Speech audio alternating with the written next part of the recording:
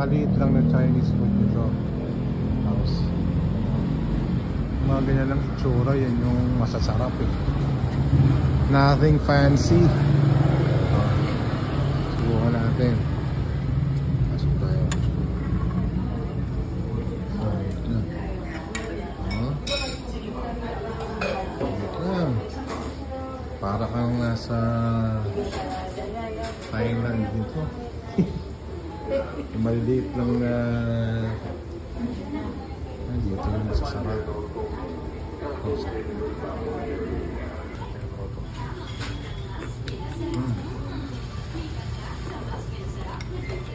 Sarap maluya. Classic. Siomai. Ano yung bestseller nyo? Yan na, siomai. Siomai. Siomai. Okay. Spicy beef. Okay. Salamat ha. Kuha natin yung Shanghai nila. Shanghai.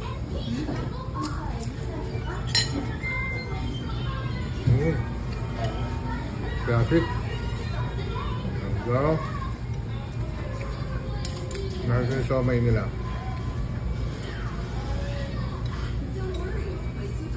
Hilig ako sa siomai. Oh.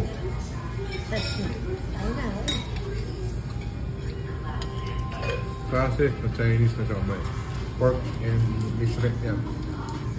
Sarap. Ito naman, spare ribs. Sausaw. Mag-ilaw lang. Spare ribs sila. Kanin na yun. Usually sausawan nito suka eh. Pero mamaya na lang tayo yun.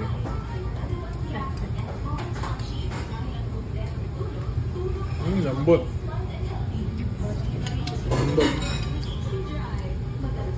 Sarap. Mura pa. Ito na pa rin suka. Nakalagyan kami natin.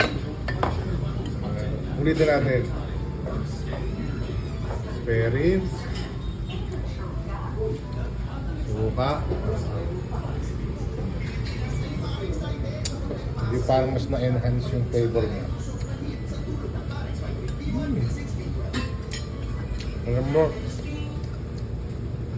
don't judge the place. Judge the food. Okay?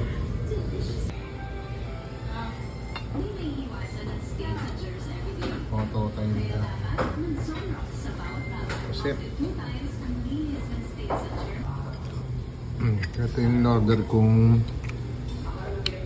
bihon canton. Ayoko kasi nung Mickey. Kaya pinasadya ko na lang. So nasa laman niya may fishball, baboy, usual.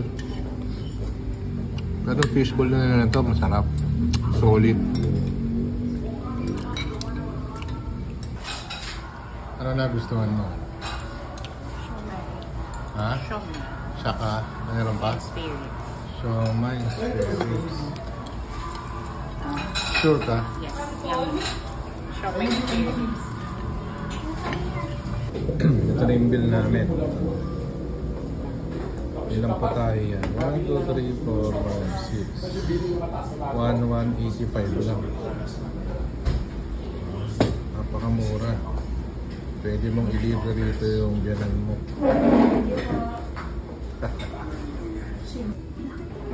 Order kami ng frozen na siomai. Ayan, 20 pieces, 340 pesos. Parang 17 isa. Sarap eh. So if you want typical old school Chinese karinderya, this is it. Mura. Very very affordable. Check this out. Located to sa 6th Avenue, Grace Park, Caloocan.